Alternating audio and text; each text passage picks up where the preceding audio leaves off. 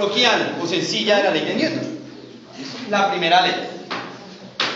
Vamos a vernos con la segunda ley, ya que pues el tiempo que tenemos es reducido. La segunda ley nos habla de esto.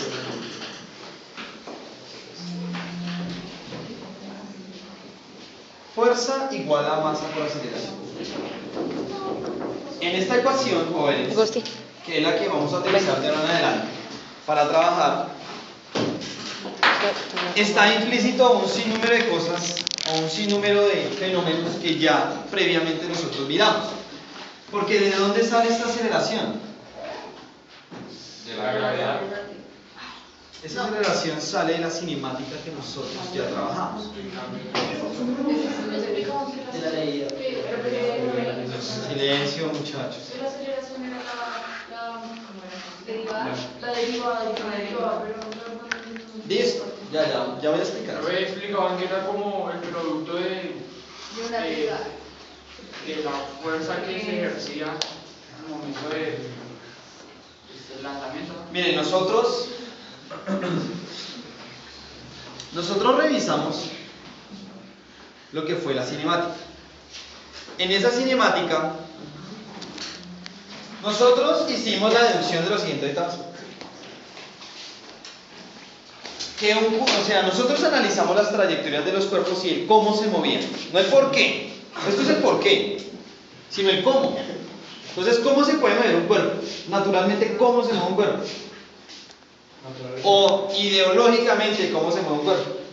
Pues En línea recta. ¿Cómo? cambiando su función. ¿Cómo? En línea recta. Velocidad. O en dos dimensiones. Y nosotros lo vimos. Nosotros revisamos el movimiento rectilíneo uniforme. ¿Qué era ese movimiento? El que va a la velocidad. Que va a velocidad constante, que no hay cambio en su velocidad, o sea, la velocidad es constante, Y en línea recta. y me muevo en una línea recta. ¿Listo? Entonces nosotros vimos eso. Vimos que definimos algo que se llamaba la velocidad para poder hablar de ese movimiento. Y la velocidad se refería al movimiento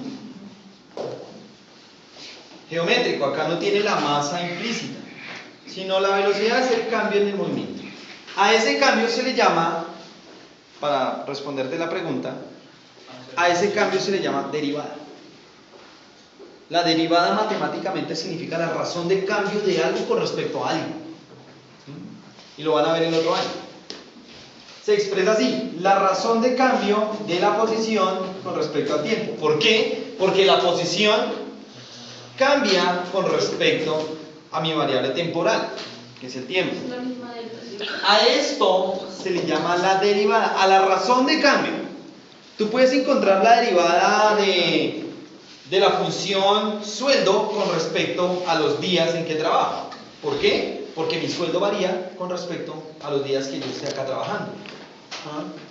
A la relación, o más bien, al algoritmo matemático se le llama derivada. Lo que pasa es que como ustedes no, ya te doy la palabra, lo que pasa es que como ustedes todavía no han visto esas cosas, nosotros lo trabajamos con algo que se llama el límite. Nosotros hallamos el límite y encontramos a la final esta relación. ¿Qué es el límite?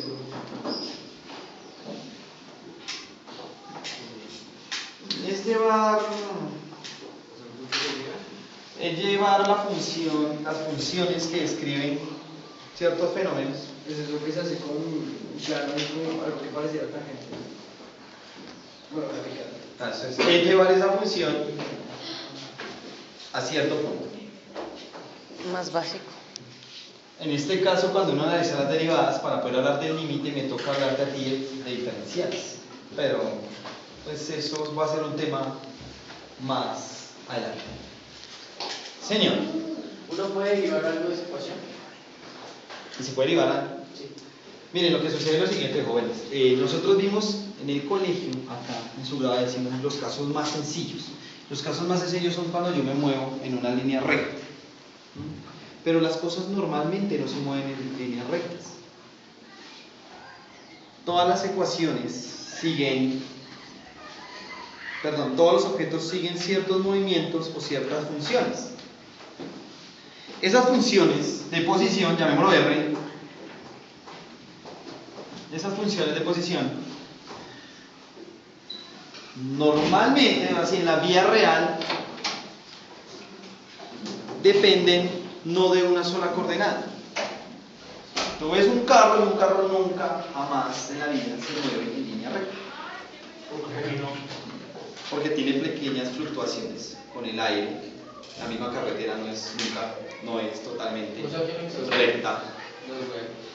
Por fricción con el aire, por fricción con el piso, hay pequeñas ondulaciones cuando el carro se mueve. El carro no se va a mover en línea recta en su totalidad.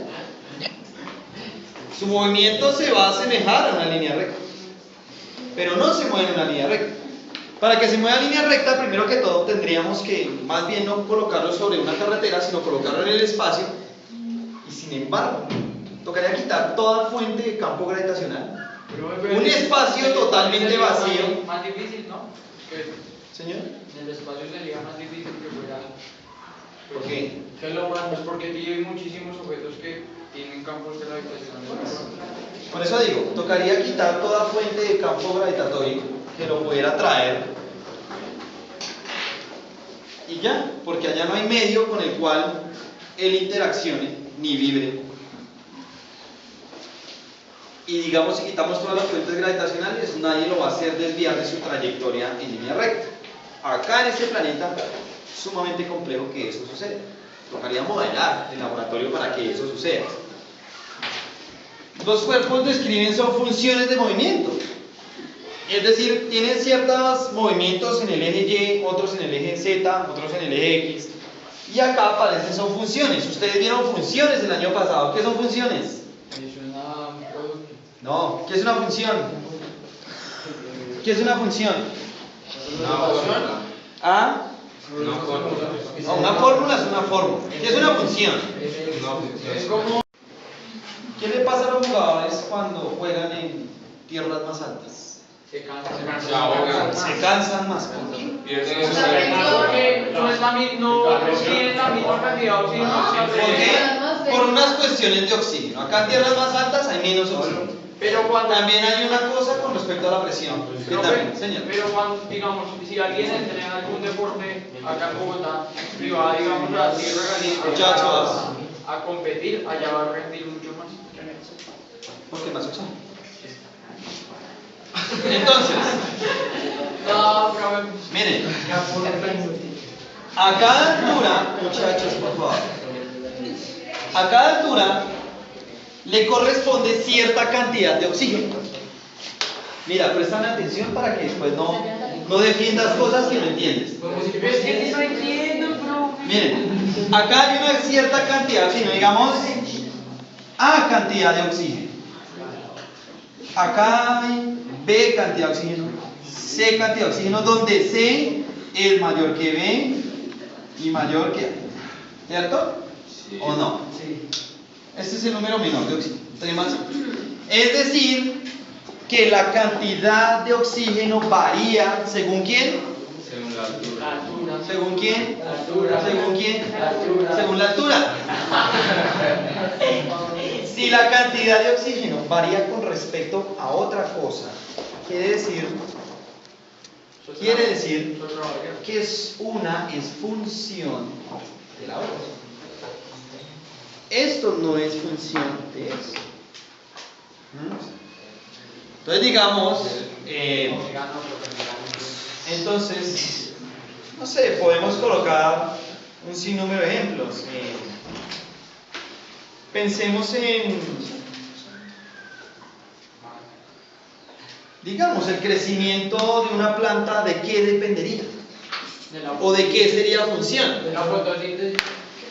De la cantidad de sol que haya, La de la humedad, cantidad de agua, nutrientes. de los nutrientes del suelo, La cantidad de sol, la temperatura. la temperatura. O sea, es función de un sinnúmero de cosas. Es decir, su crecimiento depende. Es una dependencia de Eso es una función. De los cuidados. Por eso, les pongo un ejemplo. Miren, ustedes van en un avión.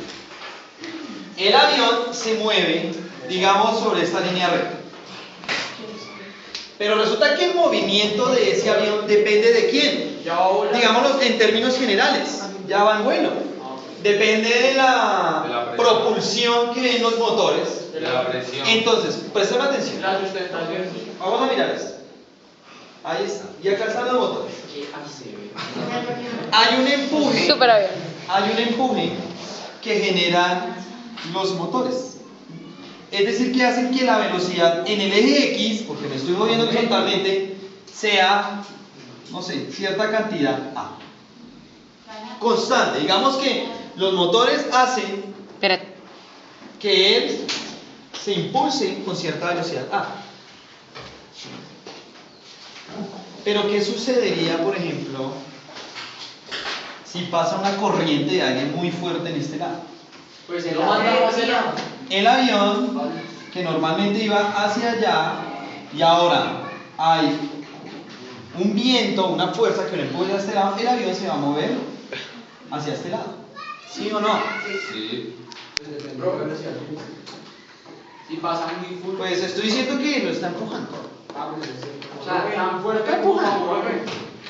Señor. Pero digamos, si eso pasaría en la velocidad, o sea, no sé, como la potencia y que se sostiene el avión y que ya los motores, no contrarrestaría ese viento que llega. Pues lo que se hace, ustedes se han visto que el avión, de por sí su estructura es curva. Sí. Aparece un cilindro. El Y es fuselaje. para que cuando el viento pegue tanto como por encima como por un lado, pues las capas Eso no se llama de fuerza, aire. eso se llama fuerza de sustentación. Seguro que Pues es que la sustentación no es. Por eso está preguntando. A ver, entonces me va a explicar qué es la sustentación. No, lo que yo creo que es la sustentación. Sustentación. Piensa en la palabra sustentación, ya tiene la respuesta. ¿Qué es lo que sustenta? El avión. La fuerza. Entonces, miren, es cilíndrica. Entonces, si pasa el viento por acá, pues corta el aire, corta el aire, corta el aire, corta el aire, para evitar estas cosas. ¿Y eso cómo se llama? Sin embargo, ¿cómo se llama aquí?